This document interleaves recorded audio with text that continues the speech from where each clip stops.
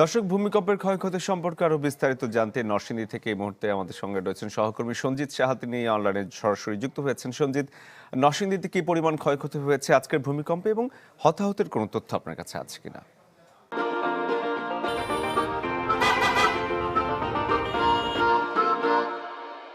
শরীফ, ভূমিকম্পের প্রবল ঝাঁকুনিতে কিন্তু আজকে জেলাব্যাপী যেই ঝাঁকুনি হয়েছে তাতে কিন্তু এখানকার মানুষজন খুবই আতঙ্কিত হয়েছে। এবং ক্ষয়ক্ষতির কথা যদি আমি বলতে চাই, ক্ষয়ক্ষতি কিন্তু বেশ কিছু ক্ষয়ক্ষতি হয়েছে। আমরা নরসিংদীর ঘোড়াশাল, পলাশ বিভিন্ন এলাকা ঘুরে দেখেছি। এখানে মাটিতে ধস দেখা দিয়েছে।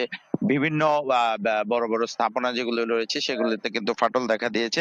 এবং আমি এই মুহূর্তে দাঁড়িয়ে আছি পলাশ মডেল রেসিডেন্সিয়াল মডেল কলেজে। আপনি দেখবেন এখানে কিন্তু ভূমি অনেকটাই দেবে গেছে এবং মাটিতে ব্যাপক ফাটল দেখা দিয়েছে। এর বাইরেও কিন্তু ঘোড়াশালে আপনার বেশ কয়েকটা ভবনে ফাটল দেখা দিয়েছে। তাপবিদ্যুৎ কেন্দ্রের দেয়াল ধসে পড়েছে।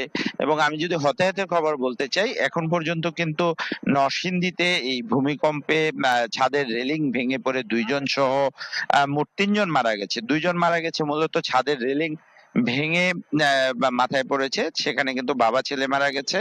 এর বাইরে পলাশের মালিতা এলাকায় কিন্তু একজন মাটির ঘরের যে রয়েছে সেটা ধসে চাপা পড়ে কিন্তু একজন মারা গেছে। আপনি দেখবেন যে এখানে কলেজের সামনে যেই সামনে প্রধান ফটকের সামনে যেই ভবন রয়েছে, একটা টিন শেডের চালাঘর, সেখানে কিন্তু ভেঙে দেবে গেছে। তো সব মিলিয়ে যদি বলতে চাই যে এখানে ক্ষয়ক্ষতি মোটামুটি বেশ ভালোই হয়েছে। এবং এখানে নরসিংদীতে মারা গেছে 3 জন এবং আহত হয়েছে কম বেশি প্রায় 70 জনের মতো এখন আমরা খবর পেয়েছি। তো এইখানে বেশ কিছু স্থানীয় লোকজন আর রয়েছে, আমরা একটু তাদের সাথে কথা বলার চেষ্টা করব।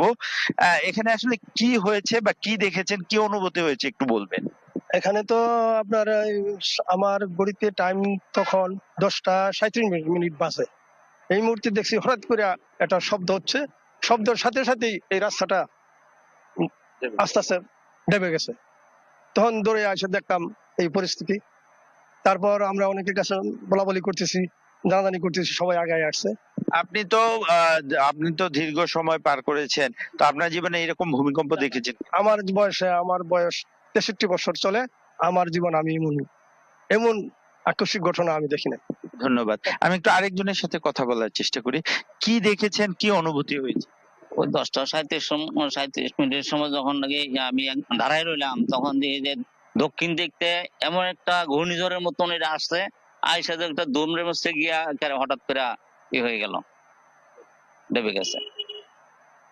এরকম পরিস্থিতিতে এর এরকম আগে পরিস্থিতি না, এরকম হয়েছে।